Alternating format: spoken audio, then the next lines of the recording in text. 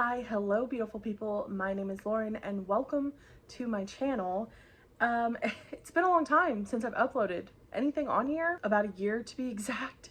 So welcome to my June TBR, also known as all the books I plan to read in the month of June. So as I said, it's been a little over a year since I was attempting to consistently post on this channel because let's be honest, I've never truly been as consistent as I've wanted to be. So I'm kind of starting to get my life together. I'm feeling a lot better.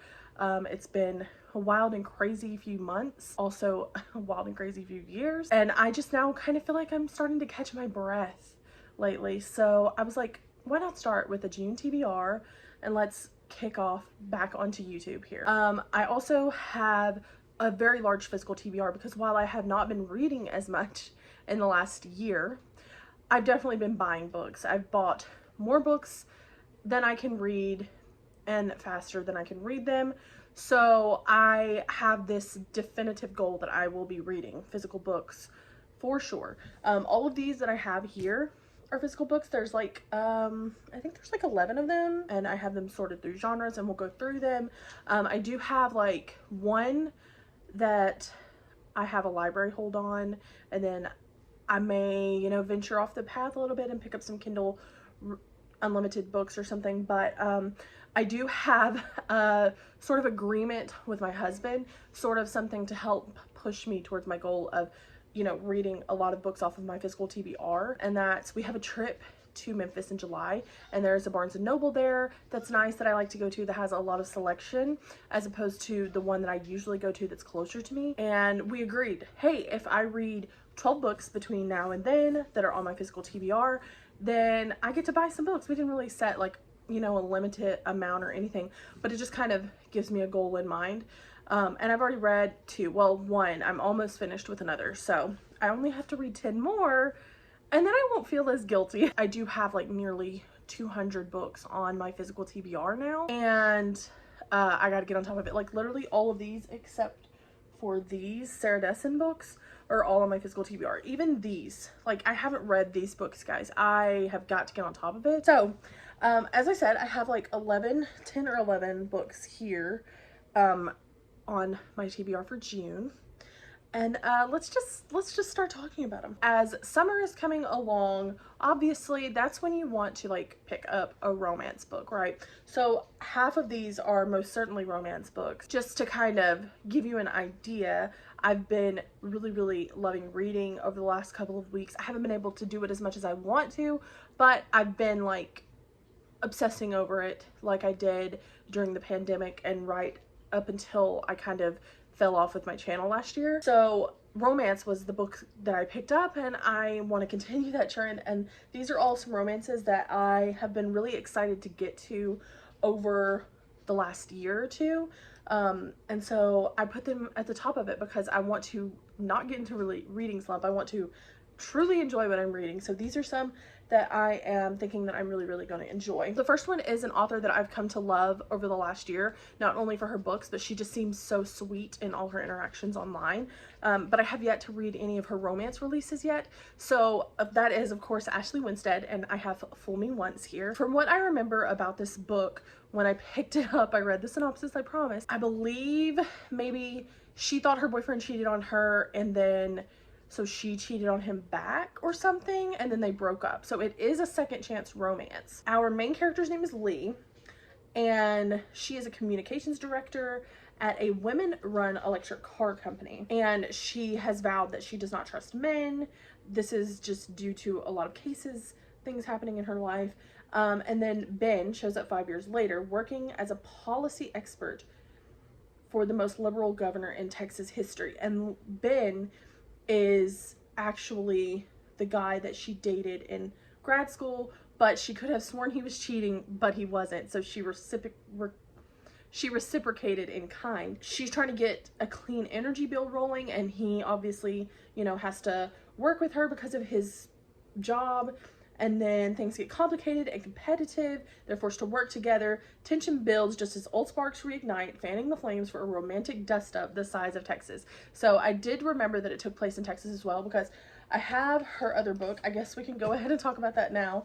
This is her newest release, The Boyfriend Candidate, and it also has a political aspect to it. And so I kind of wondered if these were related at all. This follows a woman, she's a school librarian, and she has just been broken up with. Her ex told her she was too meek in bed, so she decides she's gonna have a one-night stand with someone, and she goes to this hotel, and while she's at the hotel with her one-night stand, the hotel catches on fire in a freak lightning storm, and he like picks her up and rushes her out with her cameras everywhere, and he's freaking out about that, and he flees. Well, come to find out, he is running for Texas governor, I believe, and obviously that's a big deal. So they, in order to save face for both of them, for the sake of their jobs, they decide they're going to pretend to be in a relationship. So it's fake dating. So we've got a second chance romance and fake dating, both by Ashley Winstead, and I'm very, very excited to get to these. I cannot wait. I'm probably going to pick up Fool Me Once first, and then pick up this one. And I love this cover. I said this in my book haul, which I have coming up soon, but I love that cover. Okay, so now I have another romance that has been on my physical TBR for quite some time. I think I have all but the newest of this author's releases, and it is The Flat Share by Beth O'Leary. This is her first release that I know of anyway. This follows two people who they share a flat, and I think they have like two different schedules. One of them works nights, one of them works days, and so they communicate in sticky notes, and somehow, some way, they're gonna fall in love through that, I think. I just think the premise sounds really, really cute. I haven't heard anyone talk about it recently, but I do feel like people really enjoyed it. It says it's an international bestseller. All of Beth O'Leary's premises just sound so cute and interesting and really catch my attention. So I'm really looking forward to reading the rest of the things in her backlist and then getting to her most recent release as well. I know a few of my friends have really enjoyed her books as well. There was just one I think that they were kind of put off about, but I'm excited to get into her work now. These next two I have are what I feel are like the epitome of summertime books, especially this one. This is the one that took everybody by storm last year during the summertime, and it is Every Summer After by Carly Fortune, and I can't believe that I haven't read this yet. My only excuse is that, as I said, I was kind of feeling slumpy this last year, so I didn't want to pick up something that I felt that I could really, really love and not enjoy it. And I think that's kind of what happened to a lot of these books. I knew my headspace and I knew that could affect my love of books, so I just kept pushing them back. So now I'm gonna pick this up and I am so excited about it. I've heard that it can be pretty toxic. I think that this follows two people who were in love when they were younger, and then our female main character, she goes back to this small town after the male main character's mom or grandmother or something passes away. She's going to a funeral, and when she's there, she, you know, reconnects with him, and it says it's told over the course of 6 years and 1 weekend. Every Summer After is a gorgeously nostalgic look at love and the people and choices that mark us forever. I do know that this has a sequel that is about to come out, I think, if not just came out. So I don't know if it follows the same people or maybe other people in the book or something, I don't know, but the cover is pink and I am a sucker for a pink book cover. Like, I love them. They're freaking gorgeous. They always catch my attention and make me want to buy the book no matter what the contents promise. But I am very, very excited to see what all the hype was around this. I really, really hope I do enjoy it. And then another one that I actually had on my 5-star predictions list that I still haven't gotten to is It Happened One Summer by Tessa Bailey. So I've only read one Tessa Bailey, The Window Shopping. That was the Christmas book from a couple years ago, and I absolutely loved it. I thought her banter and her dirty talk were really, really great in the story, and so I've been really looking forward to this one. I know this was a lot of people's favorite book a couple of years ago who really, really love romance, and it is a bit of an enemies to lovers situation. We're following Piper, I believe is her name, and Brendan, and Piper is sort of like a socialite, and she gets into some trouble, and her stepfather sends her to the sleepy fisherman town that her dad grew up in to run a business that her dad used to own, I think. When she gets there, she runs into Brendan, and he's super grumpy and she's sunshine, and they clash a lot, but ultimately they're gonna, you know, they're gonna fall in love probably. They're gonna, you know,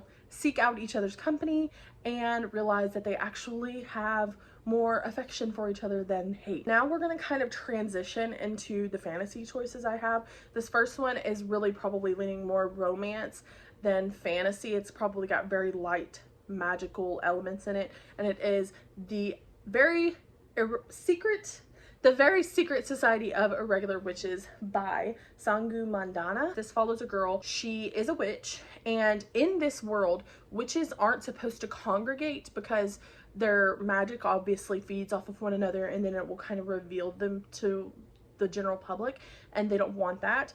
So she gets this invite to a school for younger witches to teach them, and despite knowing that she shouldn't really congregate with other witches, she says yes and decides to go. But there is also a romantical aspect with, I believe, like the grounds caretaker or something like that. I don't know what kind of further plot this could have. I don't know where this story could take our main characters.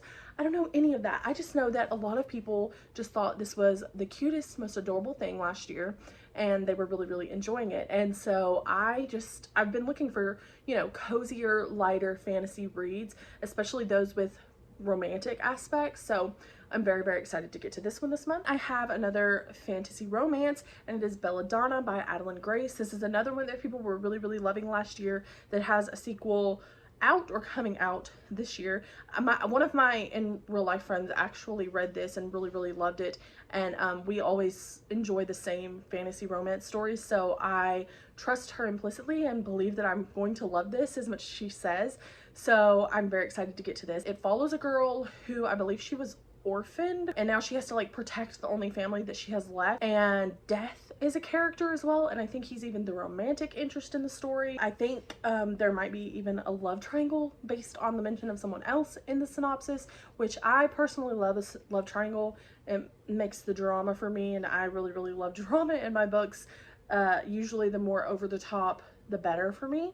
Obviously not to a ridiculous point, but this cover is obviously stunning, and I hope that everything inside is as beautiful as it is on the outside. Like I said, I know a lot of people were really, really enjoying this and looking forward to the sequel this year as well, so I'm ready to get on that train too. I knew that I would regret sitting on the floor. My leg is so asleep. Continuing on with some of the most beautiful covers I have ever seen, I have Daughter of the Moon Goddess by Su Lin Tan, and this follows a girl who lives on the moon with her mom, and her mom was actually exiled there. Now our main character has to flee because their location has been exposed and they're in danger. So she goes out to train for, I believe, a war, and while she's there she meets the Emperor's son actually, and I believe a little romance starts between the two of them. She has to set out on a journey to save her mom and or the kingdom, maybe. I've heard really, really great things about this, and I have the sequel as well, so I'm looking forward to getting to that too. I'm hoping to read more fantasy this year. I did not read a whole lot of it last year, and I have so many good ones on my TBR that I've been looking forward to getting to that my friends have been loving. A lot of my friends read a lot of fantasy, and so I hear them talk about how much they love them, and I'm just always dying to pick them up, but I generally do get intimidated because they're usually longer, and then you have like this whole world system that you have to build and stuff, and so I usually put them off.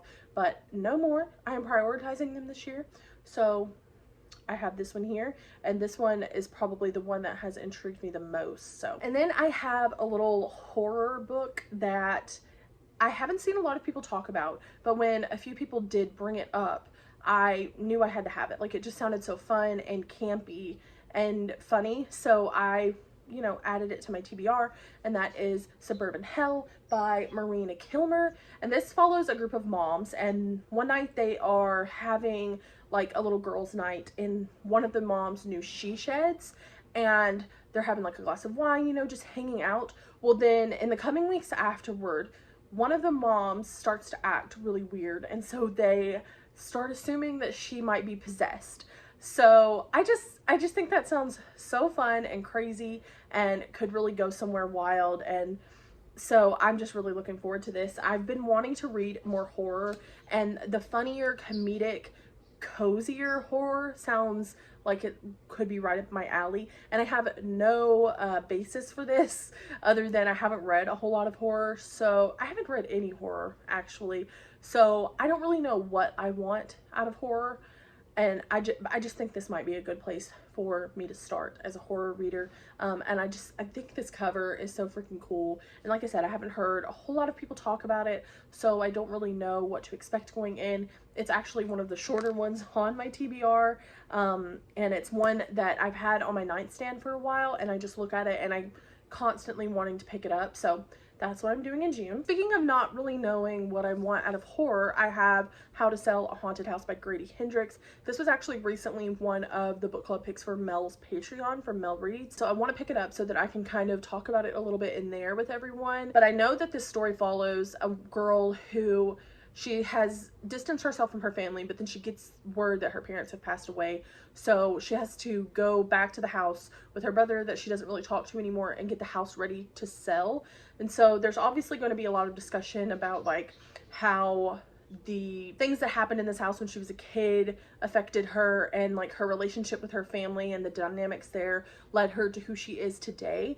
And I saw Haley Hughes, she mentioned something about great representation in here for an older sister, and I'm an older sister, so I'm excited to see how that plays out. I think there's going to be some haunted elements. I'm very excited to see if this is actually paranormal. I haven't read any Grady Hendrix. I do have the book club's Guide to Slaying Vampires, and I haven't read that yet either, but I feel like this might be a good place to start. I am a little worried because I know the book club's Guide to Slaying Vampires had some gory things in it. I don't know what to expect with this one. I don't know how I'm gonna feel about like gore. Like I said, I haven't read any horror, so we'll see. And I'm definitely getting a good taste for it, I think, on both ends of the spectrum this month. Okay, and then the last two I have are thrillers. The first being The Writing Retreat by Julia Bartz. And this follows a group of writers who are invited to a writing retreat. And they're told when they get there that whoever writes the best book out of them will get this like $7 million deal, or it's a huge book deal or something. So obviously they're all like really dying to have it. And then I believe at some point they actually do start dying one by one, if I'm not mistaken. Oh, it says when one of the writers vanishes during a snowstorm, they realize that something very sinister is afoot. A claustrophobic and propulsive thriller exploring the dark side of female relationships and fame, The Writing Retreat is the unputdownable debut novel from a compelling new talent. That is something that I've seen lately in like thriller horror books, the like dynamics of female friendships slash relationships. The Happy for You, which is I think a horror thriller book, and there was another one that had to do with a wedding or something that was kind of similar, that kind of talked about that. And I actually find that concept really interesting. This I'm very excited about. I've seen a couple of people whose reviews I really trust on Thriller Rex. They've said that it just kind of goes off the rails. And like I said, I really, really want that. I really want something that just kind of like throws me for a loop, and I'm hoping that this does it. Finally, I have Wrong Place, Wrong Time by Gillian McAllister, and in this story we follow a woman who looks out her window of her house, and her son walks up to this man and kills him on the spot. She is shocked, distraught, emotional, but when she goes to bed and then wakes up the next morning, it's the day before. And that continues to play out. She keeps waking up the day before, and she realizes that maybe she can stop this from happening in the first place. And she also has to figure out what led to it. This is a Reese's book club pick, so there have been quite a few people who have enjoyed it. This was a Goodreads Choice Awards nominee last year as well.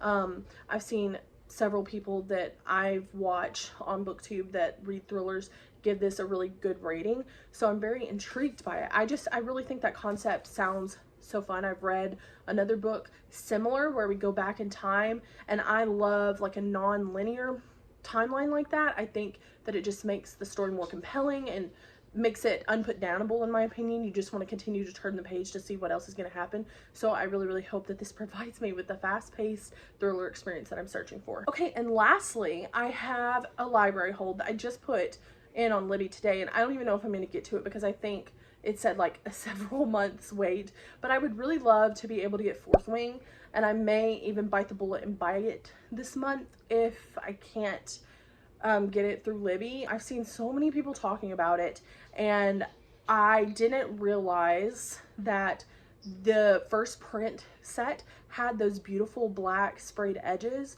or else I would have bought it sooner. And when I found that out, I had tried to buy it, but it's like sold out everywhere online right now. So I'm out of luck on that. I put my hold in on Libby because all of my friends are talking about the book and raving about it and giving it 5 stars. So I want to join in on that fun. I looked on Goodreads and it has a super high rating. I looked at a few other books that I thought might be able to compete and they didn't have that rating either. So I'm very interested to see what exactly this book has that's been pulling everybody in. Hopefully I can get to that in June. If not, I don't know, maybe July. But that is my June TBR, and I am very, very excited to get to all of these books, and I hope that I love all of them. I have very high confidence that I can, you know, mostly enjoy all of them. These are all ones that I've been very, very excited about. They've all been like at the top of my mind since I've picked them up. If you've read any of these books, please let me know your thoughts. Of course, you know, don't tell me if they were absolute garbage that you wanted to, you know, just unhaul immediately, because that might, you know, encourage me to put them off again, and I really need to read the physical TBR books I have. But as always, thank you so much for watching. I do have a few more videos in the works. I already have a book haul filmed. I'm going to be filming a vlog. I have some other ideas, and I can't wait to be here more often, and you get to see my face more and listen to me speak more. So I'm looking very much forward to that. Of course, check the description down below. I have all my socials and other fun things linked down there as usual, and I will see you guys on the next one. Bye!